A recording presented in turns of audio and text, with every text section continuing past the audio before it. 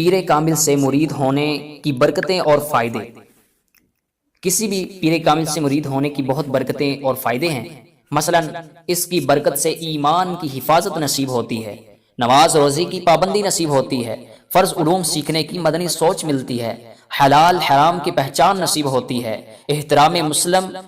جذبہ ایمانی نصیب ہوتا ہے، شیطان سے حفاظت ہوتی ہے، دل میں عبادت کا شوق اور تلاوت قرآن کا ذوق ملتا ہے، بری صحبت سے بچنے کا ذہن بنتا ہے، دین کی معلومات حاصل ہوتی ہے، گناہوں سے توبہ نصیب ہوتی ہے، دینی اور دنیاوی پریشانیاں دور ہوتی ہیں، انسان کا کردار اچھا ہوتا ہے۔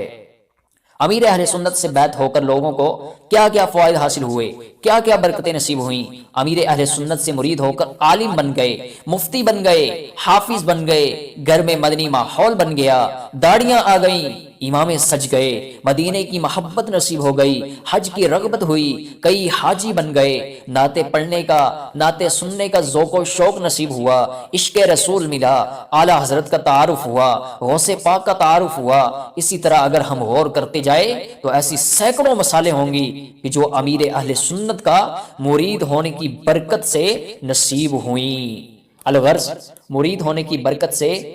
انسان دنیا و آخرت میں سعادت مند ہو جاتا ہے۔